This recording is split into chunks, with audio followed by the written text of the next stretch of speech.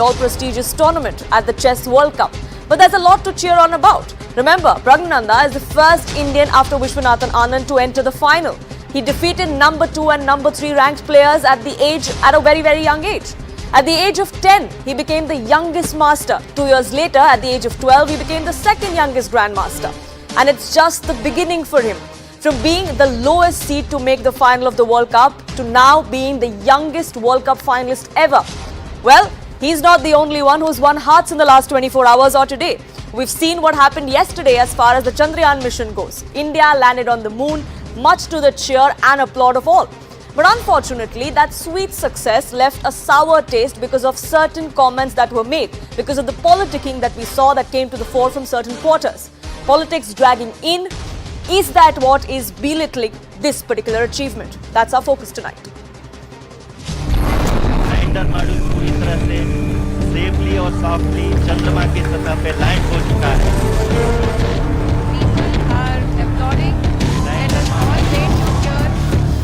चंद्रयान 3 की सफलता प्रत्येक भारतीय की सामूहिक सफलता है। ये उपलब्धियां पंडित जवाहरलाल नेहरू के विजन का प्रमाण है। भारत के अन्य प्रधानमंत्रियों ने भी इस भावना को आगे बढ़ाया।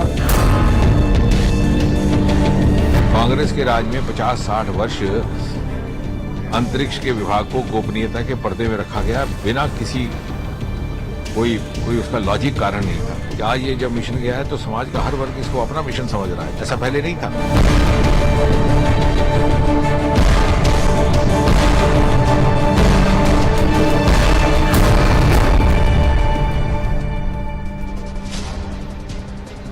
Euphoria was what we all felt yesterday when Vikram landed on the south side of the lunar surface.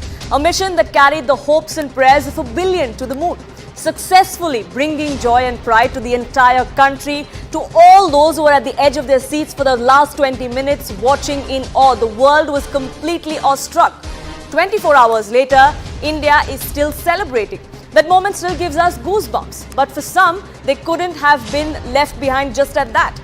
A political game of one-upmanship, unfortunately, has begun, and that's begun sooner than expected. Unfortunately, Chandrayaan-3 is the work of brilliant minds at ISRO, the geniuses who are often not spoken about. But even on the day that was meant to be theirs, we saw certain politicians coming in, talking about which government really is to credit for what we saw yesterday.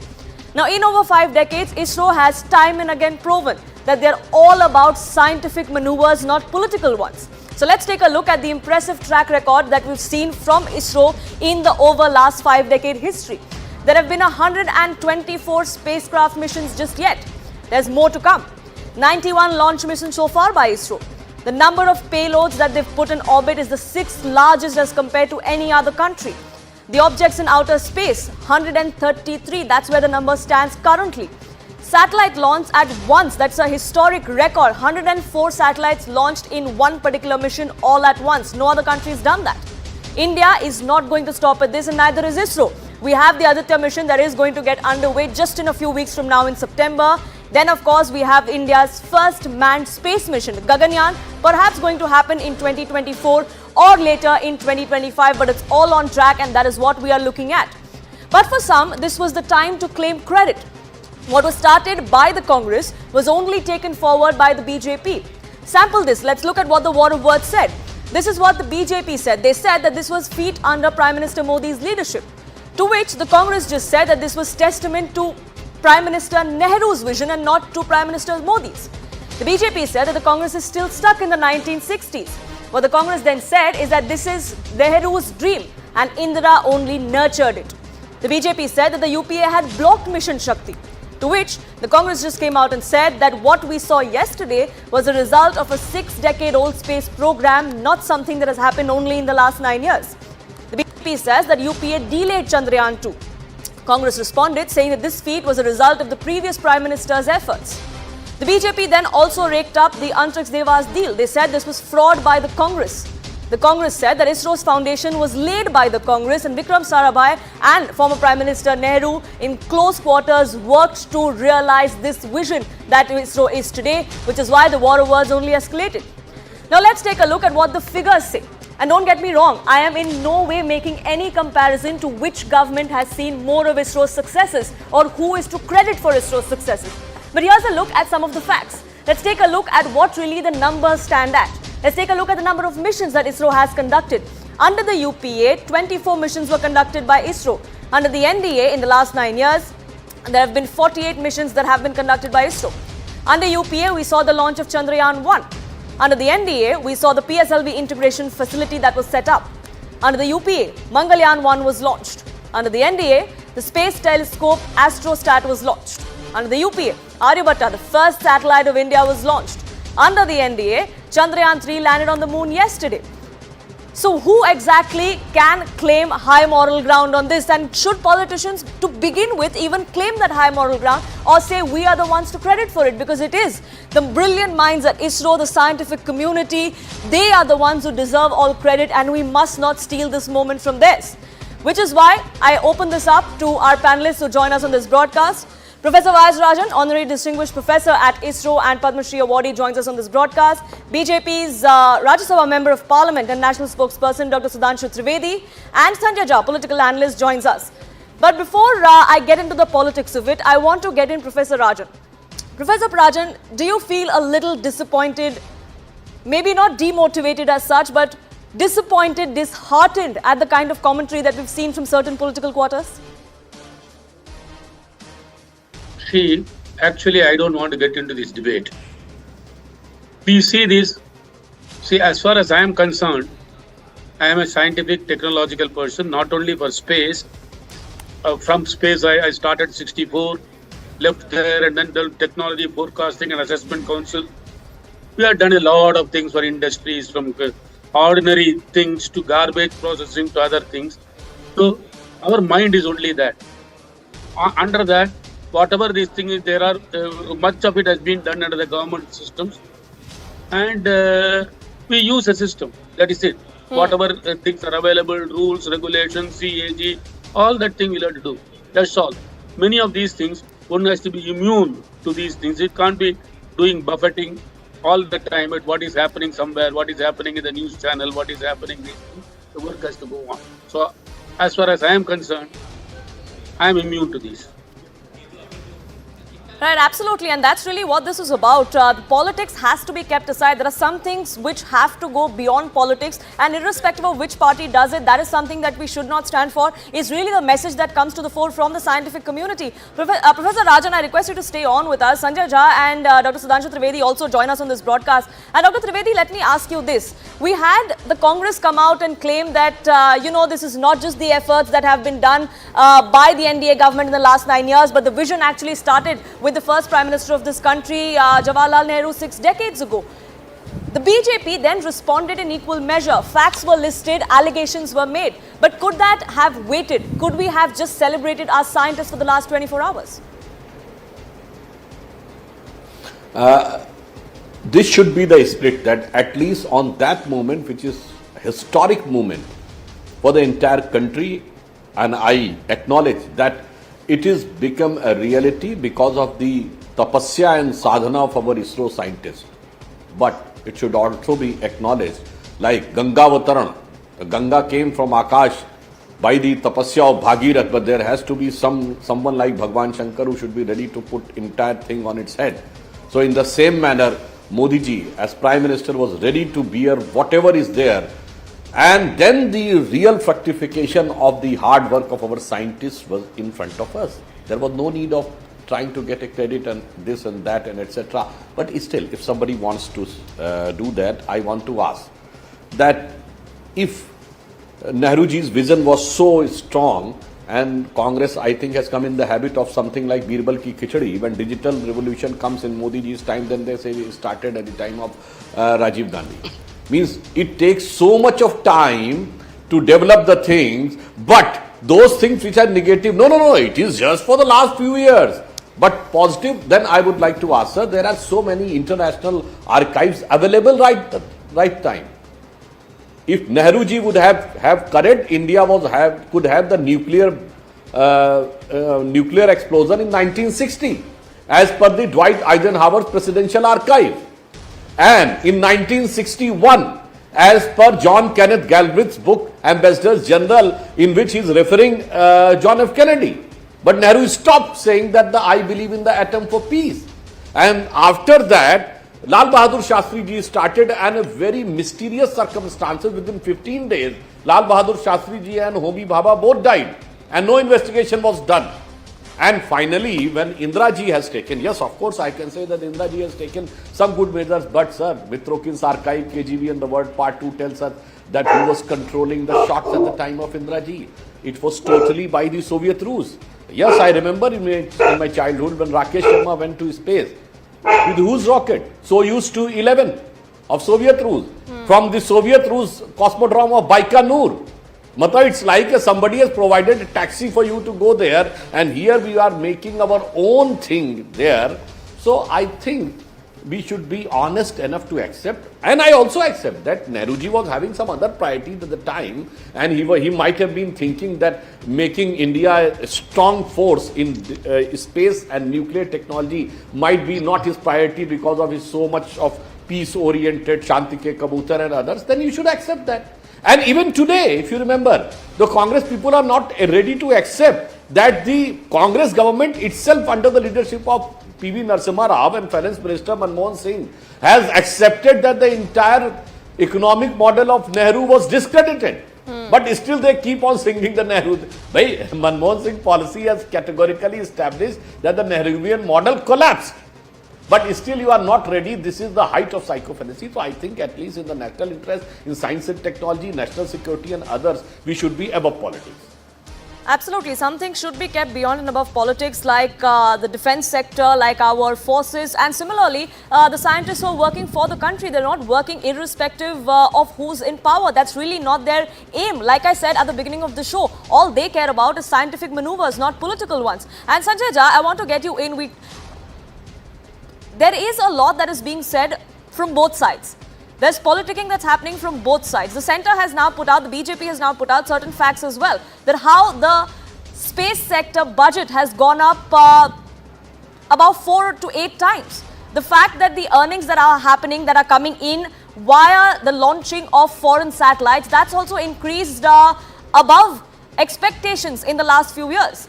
Can those be denied then? Can we look at it as ISRO getting a fillip because perhaps there is greater political will? Poonam, good evening, and I would appreciate if I'm given equal amount of time like my good friend Sudhanshu has been given, because Absolutely, I need to Sanjay. rebut, Absolutely, I need go to ahead. rebut what he said. Point number one, I think it's a matter of monumental shame that on a day when all of us were very proud of the achievement of the Chandrayaan mission and the ISRO scientists and engineers and several people who I think work religiously hard.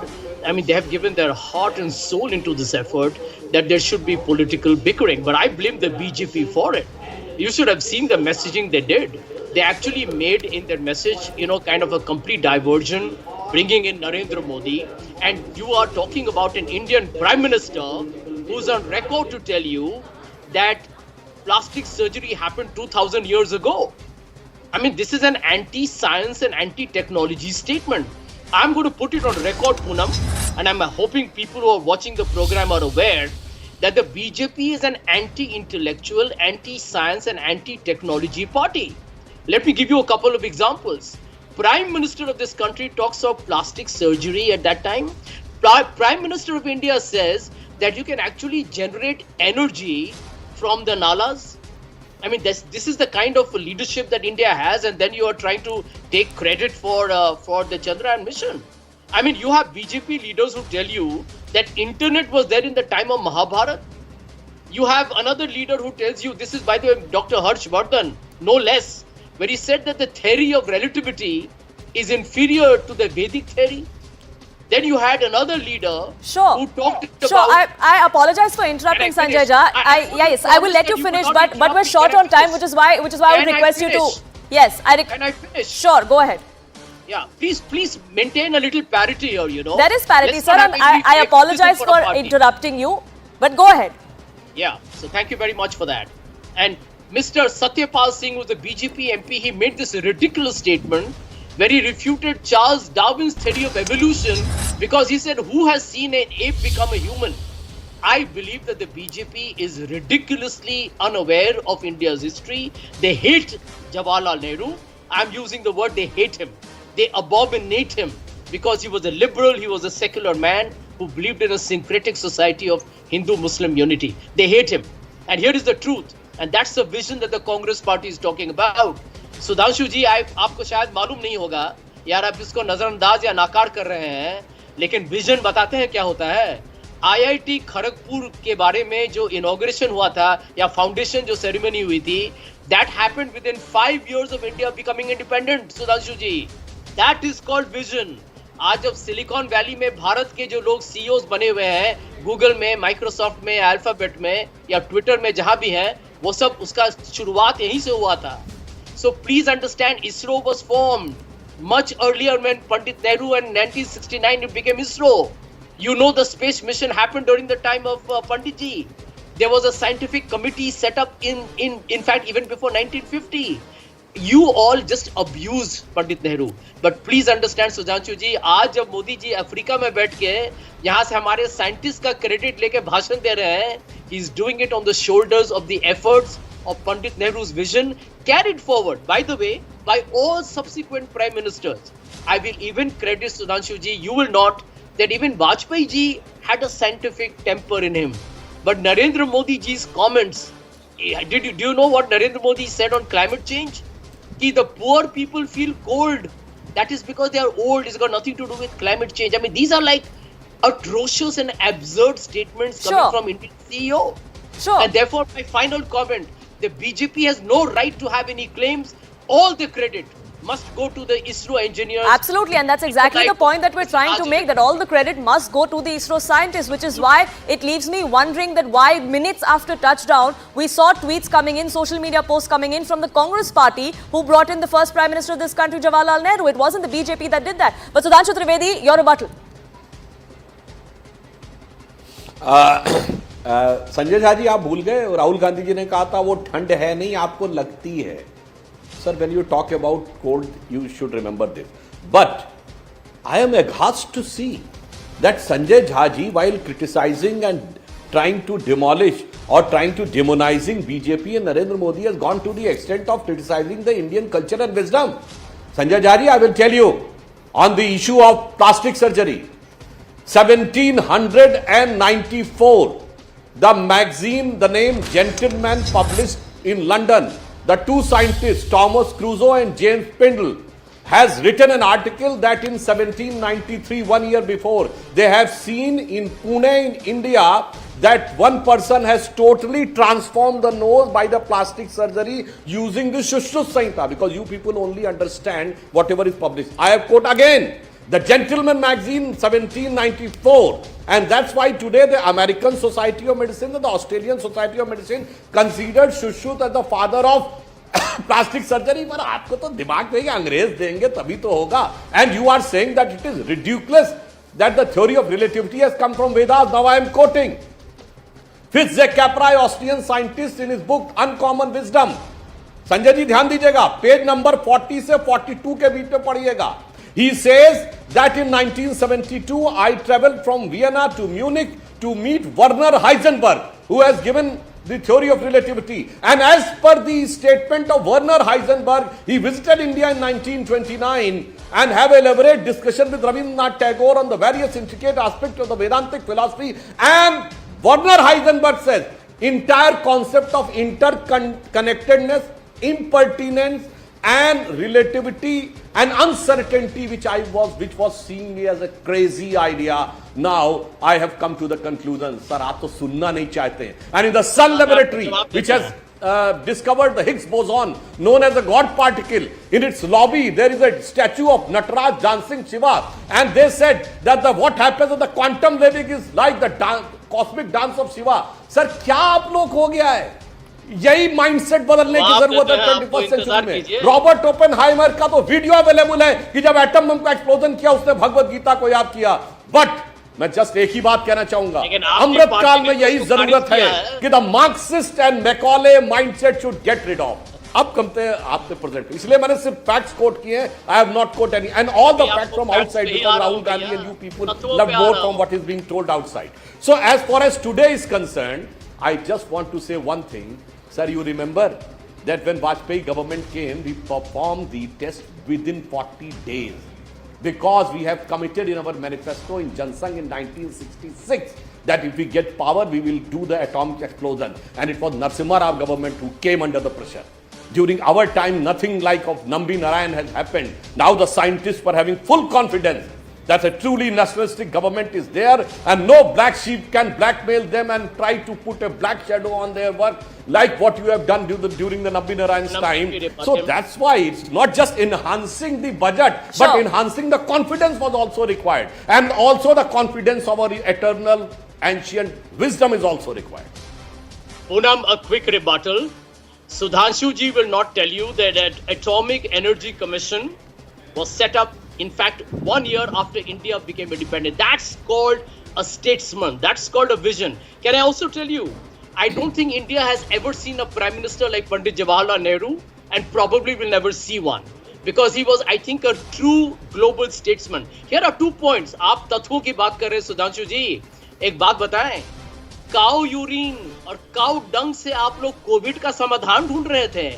आपके नेता लोगों ने लोगों को गुमराह किया कि आप लोग यदि गांव मूत्र पिएंगे तो कोविड चला जाएगा. ये आप लोग का सोच है, ये आप लोग का नजरिया है, ये आप लोग का चरित्र है कि एक तरफ आपके बड़े एक नेता हैं, जानते हैं उनका नाम क्या है, रमेश निषाद. उन्होंने क्या कहा, astrology is the biggest science.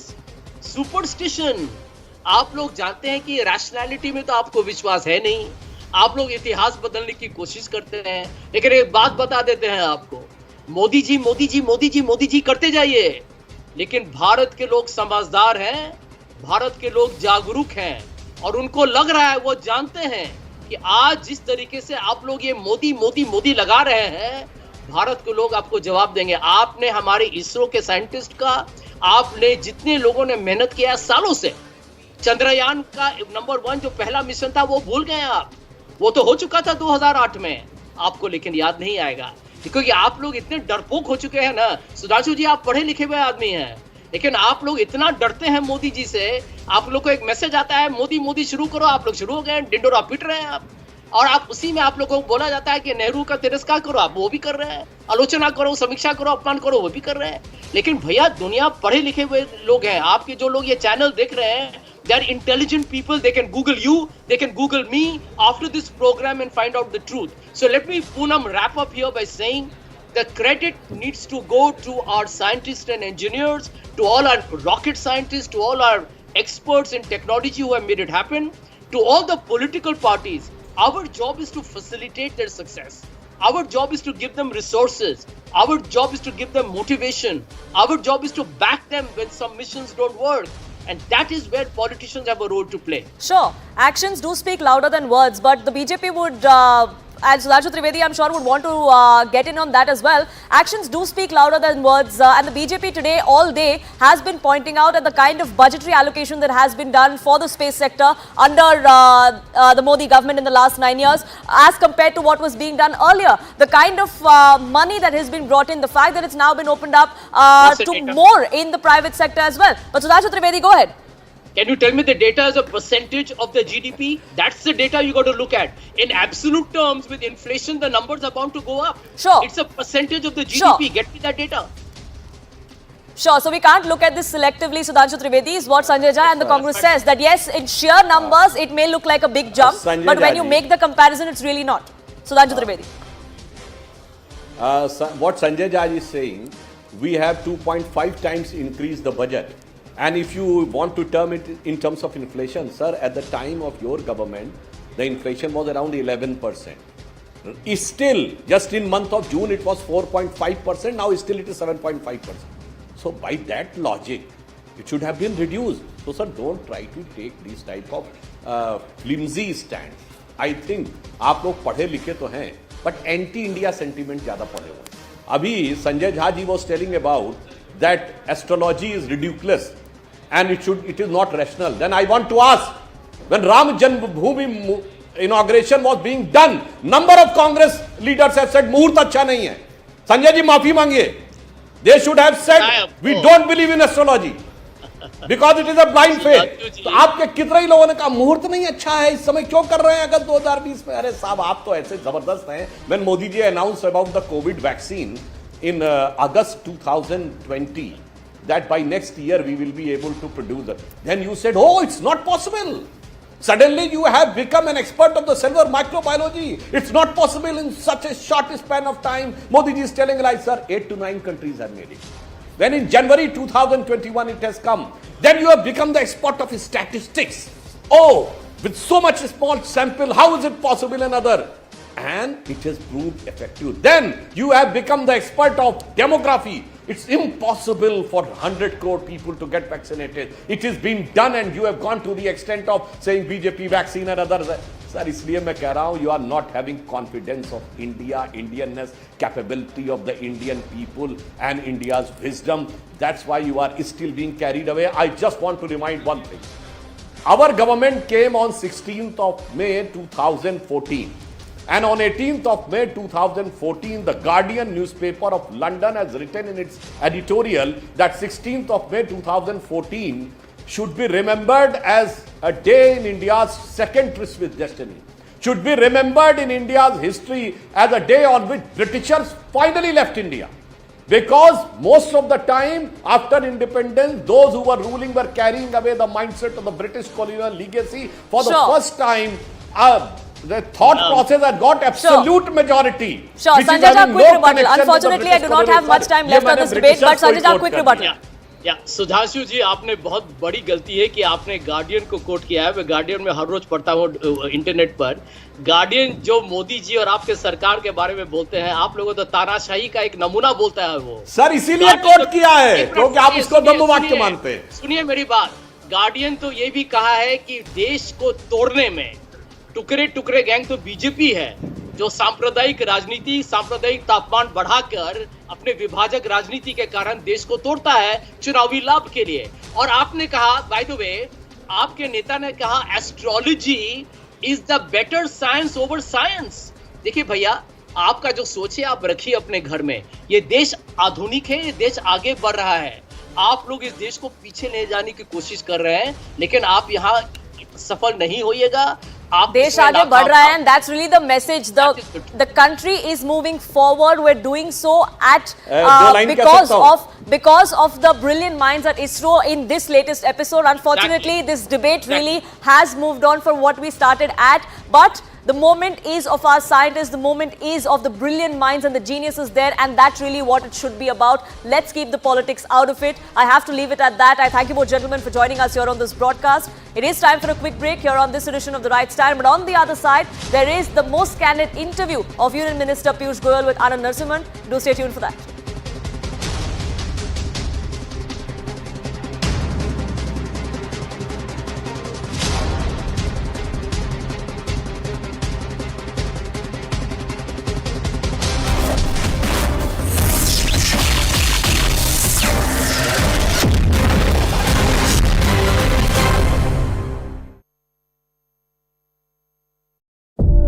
Doing extremely well. Pragyananda's ranking and rating both is expected to rise, and especially for this 18-year-old. Sachdev is also with us right now. Yes. Would you like to talk to her? Yes. Let me go across to Tanya Sachdev as well. Your first comments, Tanya.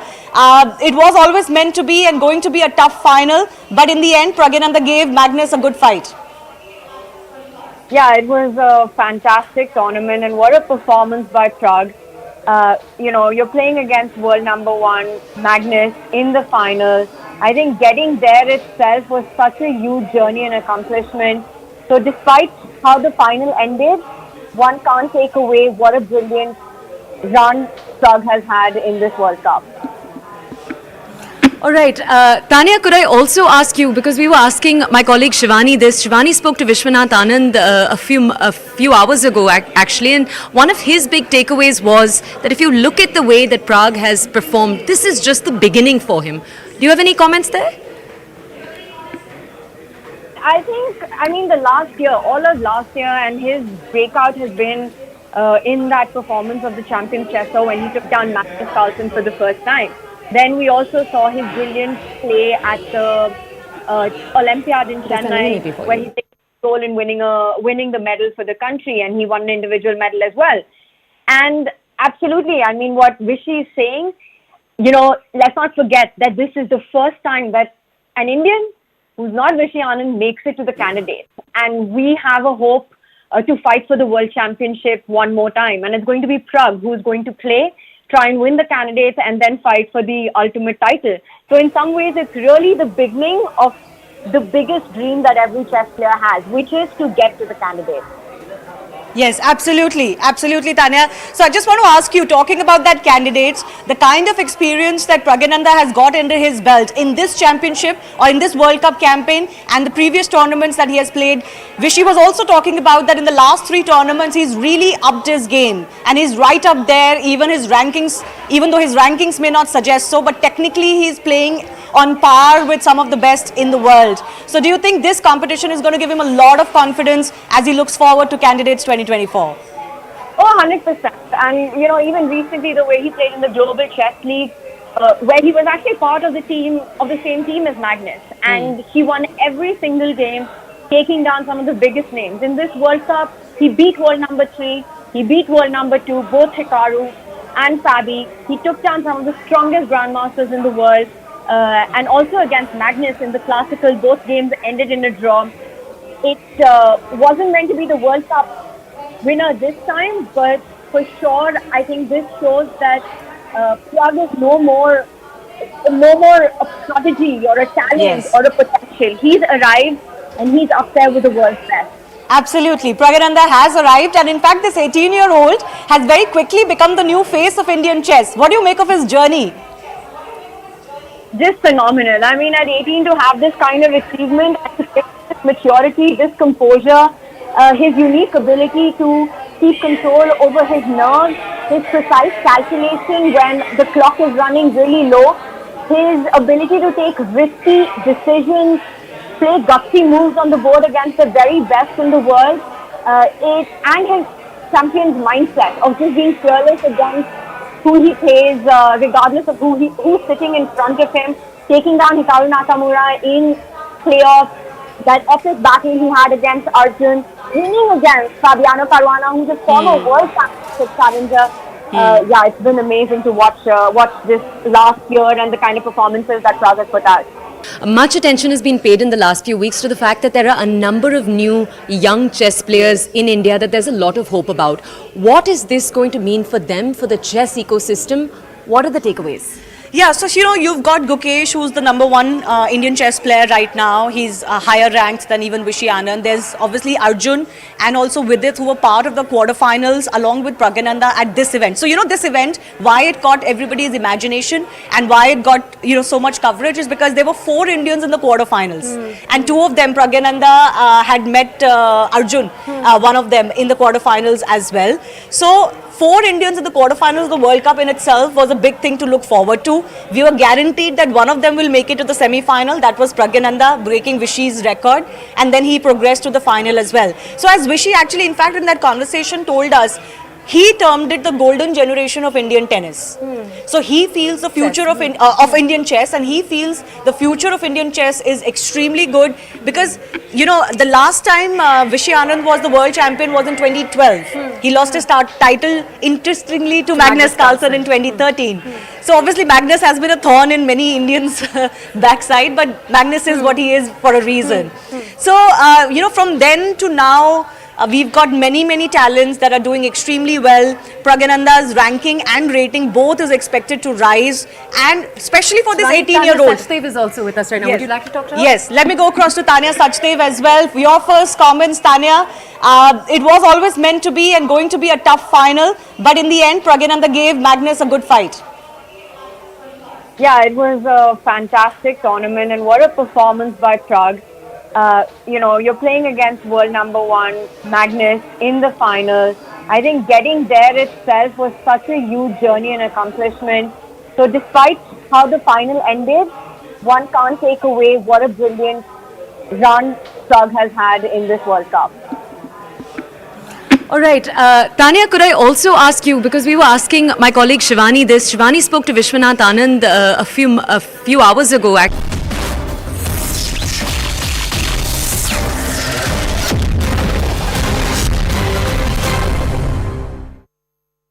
He's in the thick of things, and many are saying this is the semi-final before the final, because this is the trade ministers meet at the G20. 36 nations together, 19 nations plus the EU 27 grouping.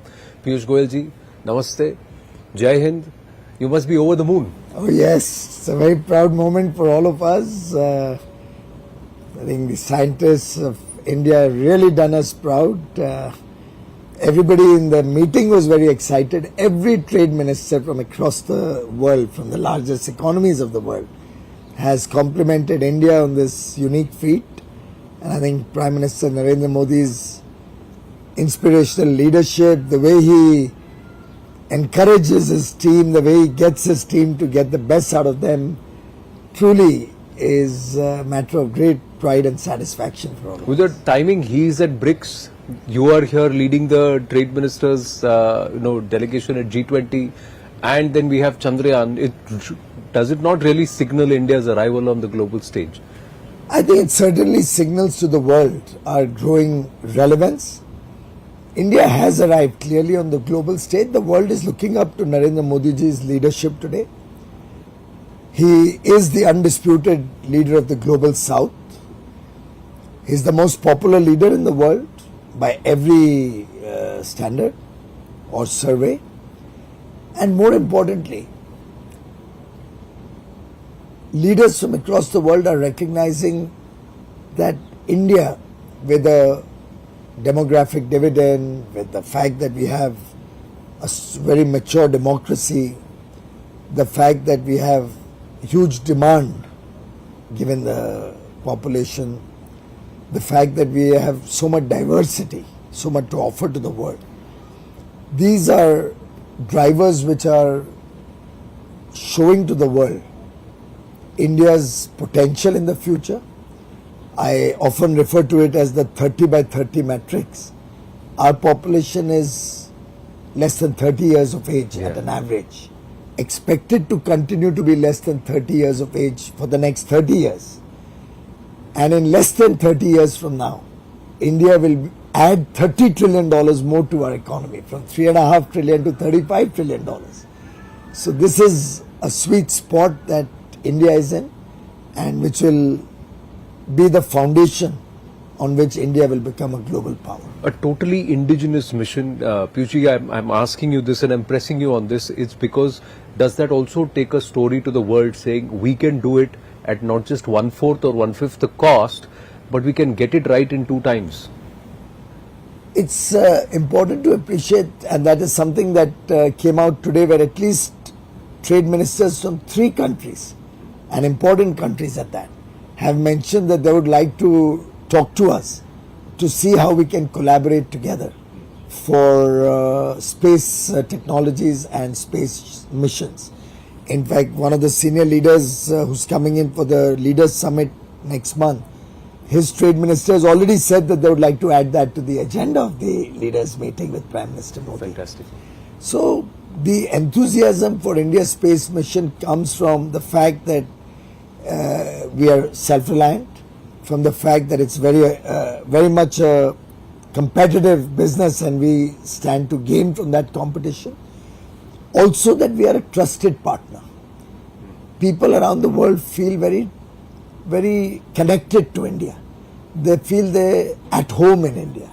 They feel they can trust India to not only perform, but also to perform diligently, efficiently, and honestly.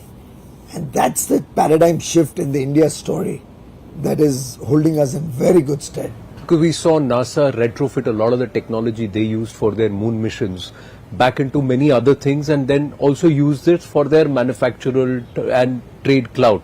You see India doing that, offering Africa nations technology of remote controlling deep mines, deep sea diving. Anand, why are you talking of the Africa nations alone? Of course we will support the African nations, but we'll also support the Europeans. We'll also support the Americans. India today stands tall and proud as a technology technologically enabled nation. I mean, I'm told that there are more than 5,000 engineers of Indian origin working in NASA. I'm given to understand that most of Silicon Valley technologies have an Indian element, a large Indian element. Most of the semiconductor design across the world has a huge contribution by proud Indians. So I think now India is not considered by anybody to be a nation which is anywhere less competent or less able to serve the needs of the most discerning customers in every walk of life. See, Russia, China, India, nations who have also, other nations along with India who have tried to become champions of the global south in the effort to try and break what they call the West hegemony. But who do these nations trust more? Well, very clearly, India is one nation which has demonstrated over the years that we do it truly for platonic reasons. We have no vested interest. We are not trying to hawk a particular initiative which will give us hegemony over them. We are not trying to impose our trading systems. We are not trying to impose our political weight on other countries. And I think that's why India has earned the respect and trust of the developing world, of the less developed countries and the developed countries equally. India acts as a bridge. Prime Minister Narendra Modi's word carries weight. His leadership is immensely respected across the globe. Everybody feels very comfortable with him, very much at home with him. He's like a father figure to many world leaders. And therefore, for the last 9 years, I think he's been the most loved leader of the world continuously. A feat which is nearly unparalleled anywhere else in the world. As host, you have the Western Bloc in one room, the Russians, the Chinese, then the African nations and the rest in the same room. How are you making all of them comfortable? Well, I think everybody recognizes that India stands for peace. Prime Minister Modi has been at the forefront of making an effort to get all the nations on the negotiating table. He spoke about this not being an era of war, spoke about dialogue and diplomacy being the way out of this current imbroglio. And I think the trust that he has generated on all sides of the globe is what is holding us in good stead and helping us to steer the negotiations to come up with very robust outcomes. And I have no doubt in my mind that the Jaipur declaration of the G20 trade and investment ministers will really be a roadmap for many, many years to come. The Prime Minister addressed the entire meet virtually this morning, and some of the issues he touched upon, how was that received by nations, especially the first world nations, when he said that the developing nations should have the first right to use of resources, and I think that's something which India is trying to do. The second point is to revive the dispute resolution group or platform at the WTO, which is kind of dormant since 2019. Prime Minister Modi's remarks were, of course, very inspirational, very well received and commented on by several senior ministers and leaders. Very clearly, he is a voice which is taken very seriously by world leaders today. His words and comments are always very balanced, and I think his point about the world's resources being used and global trade becoming an instrument of global good is something that everybody agrees upon. And we hope that we'll be able to take this message from Prime Minister Modi into our discussions as we come up with an outcome document tomorrow and a chair's text, as well as we go into the Ministerial Conference 13, MC 13 in Abu Dhabi next year. I think his pearls of wisdom will hold all of us in good stead. No, I know you had a very critical role to play the previous round to get some outcomes out in the columns, and I know there are a lot of midnight oil that was burnt. A lot of things which I cannot say on camera, which happened inside behind those closed doors. but dispute resolution seems to be one of the key aspects, especially with the Western nations. It was led by America. We had about 7 key disputes. Where are we with respect to resolving those? Because that was perhaps the biggest roadblock. Well, first of all, India always is out of the box in its thinking and approach. We had 7 trade disputes with the United States of America at the WTO, and long pending ones, some of them, and issues on which we were literally at loggerheads for so many decades. I am happy that with the collective efforts of both countries and the leadership of President Biden and Prime Minister Modi, we have been able to resolve 6 bilaterally without going through any dispute resolution mechanism at the WTO. We have sorted out 6 issues. The 7th, we are in active negotiation to see we can be 2 nations, 2 large, powerful, big nations with 0 disputes at the WTO. It's going to set a new trend. In fact, the day we announced closure of 6 disputes, the Director General of WTO sent me a message that possibly this could be the pathway to a new dispute resolution mechanism in the WTO. But it needs a lot of confidence building measures. It needs you to trust each other, and it needs a lot of political will of the leadership, which fortunately America and India are blessed to have. At the WTO, we believe that we'll have to ultimately have a functional dispute resolution mechanism, but we strongly believe that the basic fundamentals, the principles on which the WTO was founded, including a 2-stage dispute resolution mechanism, where there is a place where one can go and appeal if you're not satisfied with the findings of the panel, are a must, and we will push for a solution to the dispute resolution mechanism. But certainly the solution will have to respect all the countries' points of view and have a 2-stage mechanism. The political opposition in our country doesn't seem to have confidence in the abilities of the government, because many times they say India is conceding far more. It is a give and go, but we are compromising on our interests. You know what happened with the levies with the US government. You clarified on it the last time we spoke, but there are concerns being raised that India's interests are being compromised just to get resolution on the table or just to get understanding done. You remember that old Hindi saying, "Jo na samjhe, wo," और जो समझने चाहते ही नहीं है, जो समझने में जिसको कोई दिलचस्पी नहीं है, और शायद जिसकी समझ ही कम है, उसको हम क्या बैठ के शिक्षा देंगे. It's a very sad commentary on some of these opposition leaders. Incidentally, many of them have privately come and complimented us for the very successful G20 presidency of India. Oh, they have. Many opposition leaders have actually expressed their unhappiness that their political party is politicizing such a glorious moment for India, such a proud moment for 140 crore Indians, when we are leading the world's most powerful organization as its president. The fact that we've been able to take G20 to nearly 60 cities now across the length and breadth of India. Today, every child in the country recognizes and takes pride in the fact that India's voice is becoming a global voice, a voice of reason, a voice of sanity, and a voice of leadership. But it's unfortunate that some political parties cannot grow beyond their current age. I'm very keen to know those names, Piyush, so that we can go and ask those leaders who are complimenting you on the behind closed doors. But there are many. There are many who are complimenting us, and there are some whose ignorance can just be pardoned because they never grew up in age. Would you agree to this argument that India was destined to become the 5th largest economy, and it anyway was going to become the 3rd largest economy? Well, it's, what's been done is because of ISRO. Why is the Modi government taking credit? चांद पर तो हमें कभी ना कभी जाना ही था. I think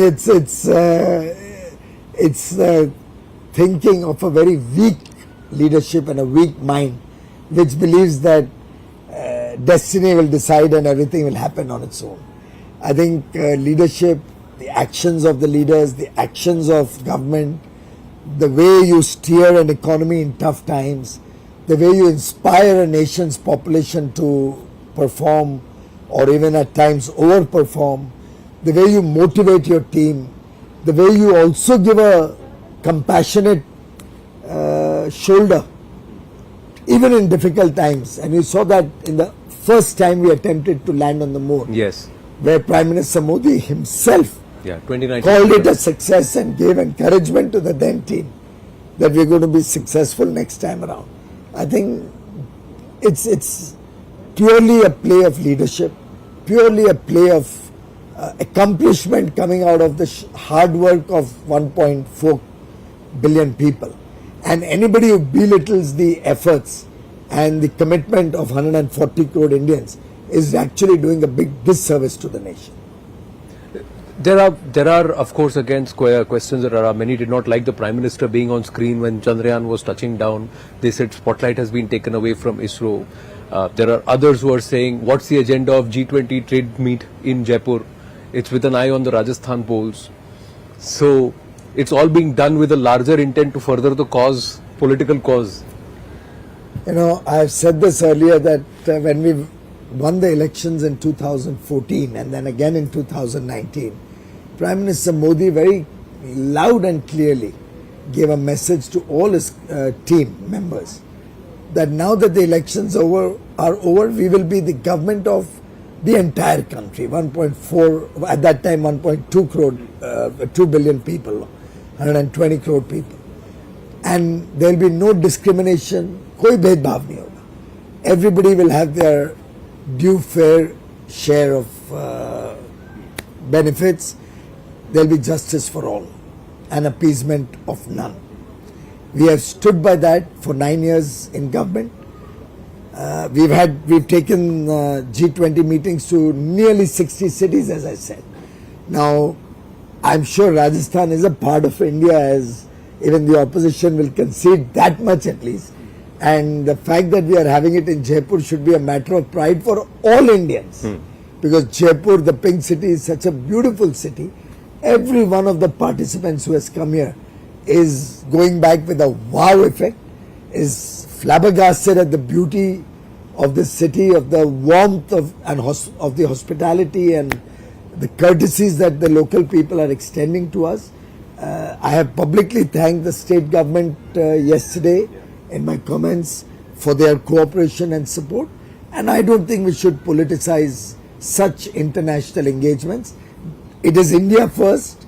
Politics can have its own run at the appropriate time. कोई collateral फायदा मिलता है तो that's a different point, but that's not the हमने agenda. इसमें कोई फायदा निकालने की कोशिश ही नहीं की. इनफैक्ट आप जाके सड़कों पे देख लीजिए कि कौन इसमें से फायदा उठाने की कोशिश कर रहे हैं, लेकिन हमारे कार्यक्रम में आने से इनकार कर रहे हैं. So you're jumping between bilaterals, so I know you've given us very limited time.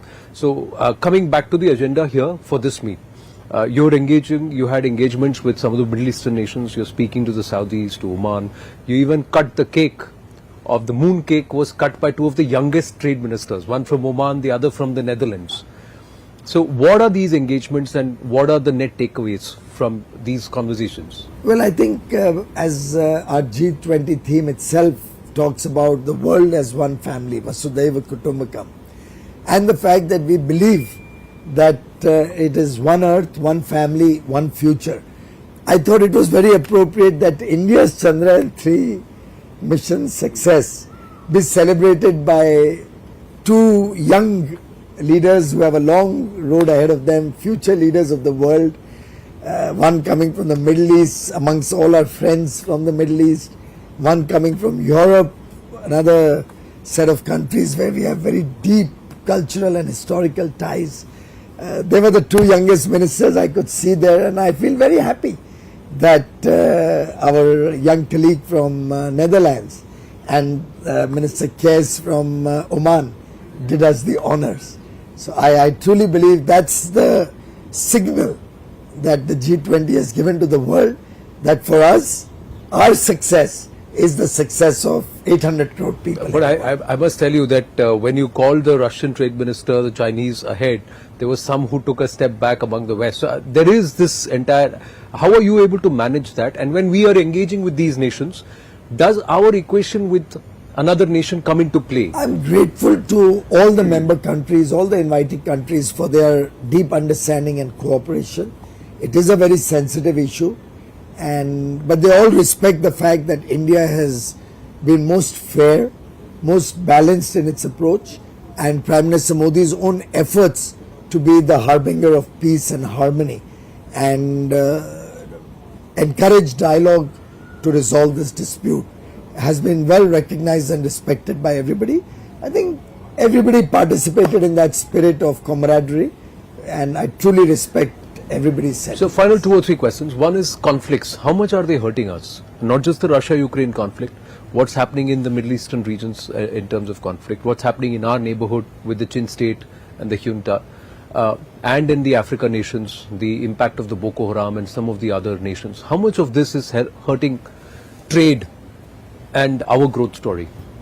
I think it's hurting the whole world, and India obviously as one of the largest or the largest country in the world will also get hurt and hurt significantly. And therefore we believe that we must work towards the democratic principles of equality, liberty and freedom for all people.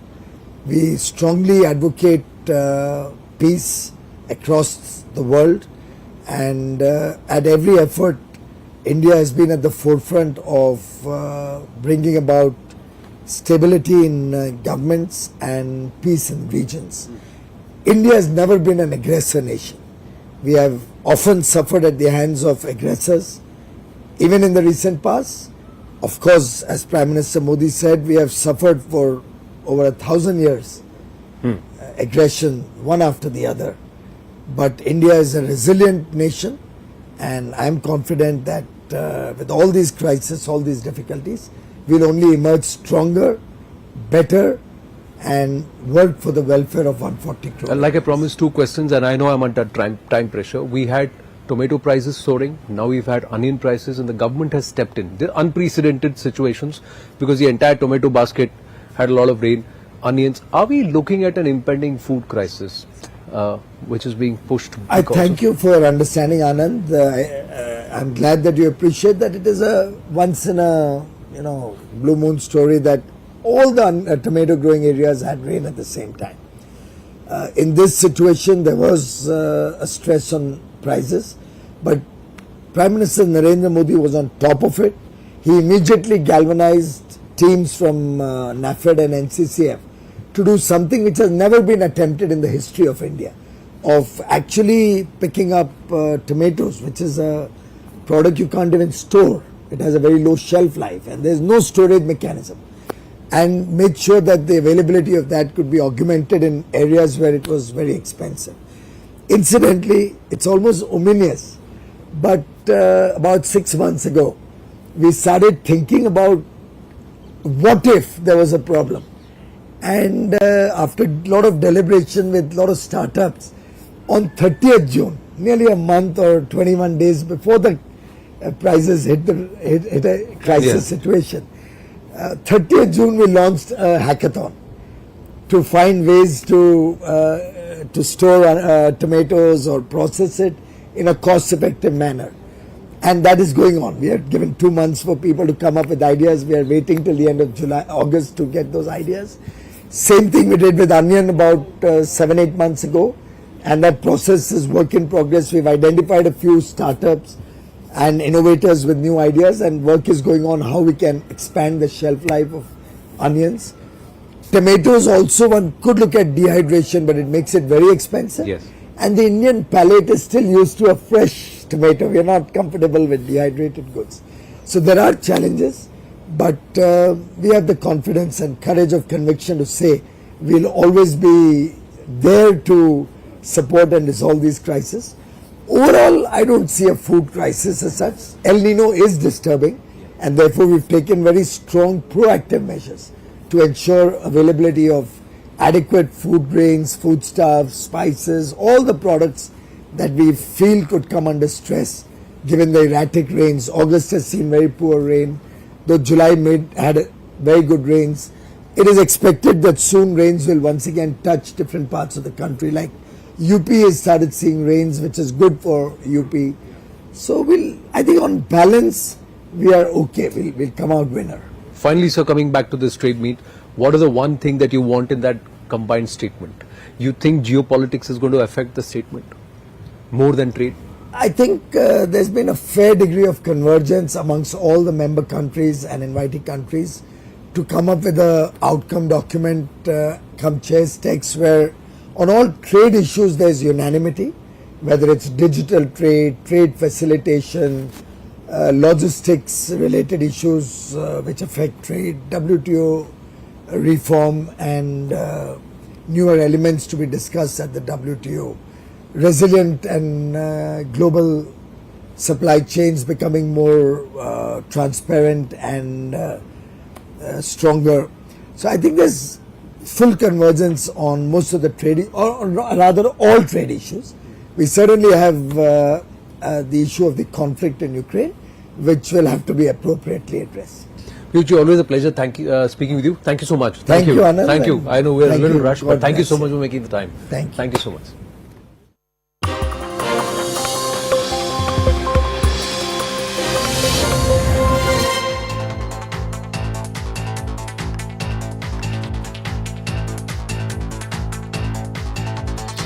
Good evening, hello and welcome. You're watching Brass Tacks. I'm Anusha Soni. Let's begin with a breaking bit of development coming in, and this is what happened at the BRICS summit.